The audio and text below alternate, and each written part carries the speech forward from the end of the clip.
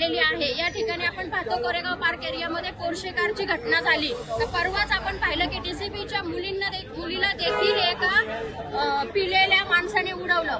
आज पहाटेचे 4 वाजले तरी आम्ही या सर्व प्रकरणाला पाहत आहोत। छोटे छोटे लहान कपडे घालून अर्ध्या नांगड्या म्हटलं तरी चालेल त्या मुली या ठिकाणी येतात। आमच्या मुलांवर संस्कार काय होणार? इथे बियर पितात, याच ठिकाणी त्यांना भान नसतं, याच ठिकाणी त्या बाथरूमला देखील इथे बिल्डिंगच्या इथेच बसतात।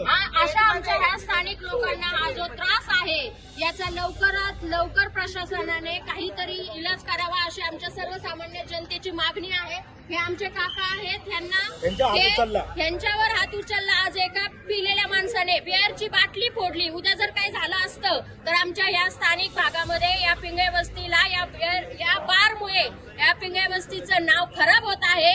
याच ठिकाणी असलेल्या गणपती मंदिराची आज आम्ही प्राणप्रतिष्ठा करून या पिंगळे वस्तीमध्ये सगळे एकत्र जमून धार्मिक लोक या ठिकाणी राहतात, परंतु हे असे अशांतता पसरवणारे, बाहेरून येणारे आणि 24 तास या ठिकाणी पिणारे आणि अर्धे नागडे असे ज्या मुलं या ठिकाणावरून जातात, याची लवकरात लवकर सरकारने, प्रशासनाने याची दखल घ्यावी अशी मी नम्र विनंती करते।